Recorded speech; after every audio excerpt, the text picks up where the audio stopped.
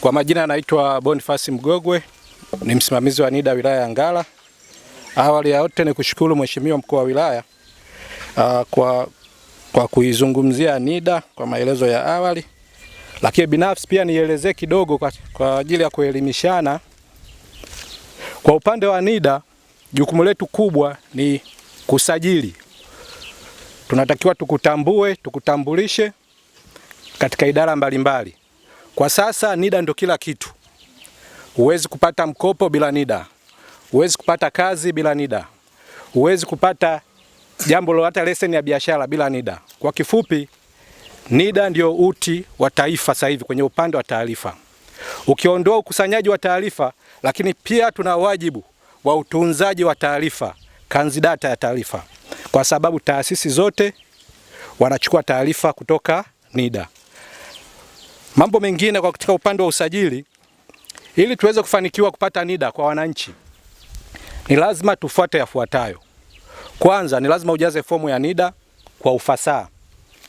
Uipitishe kwa mtendaji wa kijiji au mwenyekiti wa kijiji.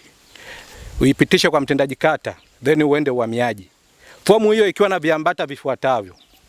Kwa wale waliozaliwa mwaka 80 mpaka 2000, ni lazima wawe na vyeti vya kuzaliwa. Tunaamini wengi wao wamesoma katika miaka hiyo, watakuwa na vyeti vya shule, kadi ya mpiga kura au bima ya afya, pamoja na namba ya NIDA ya mzazi. Tunataka namba ya NIDA ya mzazi kwa sababu uraia unaanzia kwa wazazi. Tunaelewana jamani? Kwa kama huna namba ya mzazi kwa upande wa NIDA, ni lazima uje na mzazi wako aweze kusajiliwa na wewe tuendelee kukusajili. Sawa? Lakini tunajua kuna wazee wetu hapo bado. Wale hawana haja ya vyeti vya kuzaliwa. Wale jukumu lao ni kuwa na kiapo cha umri, kadi ya mpiga kura. Kama alijaliwa kusoma, ataweka vyeti vyake vya kusoma, tutamsajili. Tuko pamoja jamani?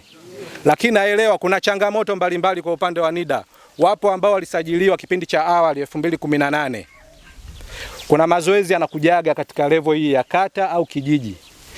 Kama ulisajiliwa kule, unatakiwa utoe taarifa ili usisajiliwe kwa mara ya pili. Nimemsikia mzee pale amesema amesajiliwa mara 2. Ukijisajili mara ya pili, maana yake unaongeza tatizo, mfumo unakukamata. Unatengeneza duplicate katika mifumo. Kwa kama ulijisajili mara ya kwanza, zoezi linapokuja unatoa taarifa, kwa sababu tunakuja na orodha yenye changamoto kwa kata husika. Kwa kila mwenye changamoto tunatakiwa kuitatua kwa kipindi hicho, ili ile taarifa iliyokuwepo kwenye mifumo tukaitoe na namba ifanyaje? Itoke. Mnanielewa jamani? Viongozi, mabalozi mpo? Mnawasaidiaje wenye viti wa vijiji, watendaji wa vijiji pamoja na mtendaji kata kutimiza wajibu wao? Mabalozi ndio mnaishi na wakazi. Sawa? Unajua ameingia nani, ametoka nani. Una jukumu la kumpa taarifa mwenyekiti wa kijiji, mtendaji wa kijiji au mtendaji kata kama mtu huyo ni sahihi au sio sahihi.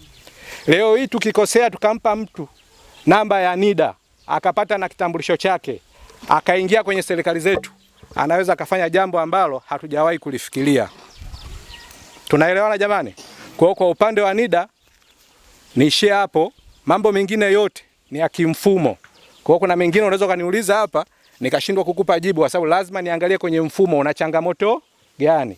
Lakini niwaahidi tutakuja kufanya zoezi, lakini zoezi hilo litakuwa kwenye level ya kata.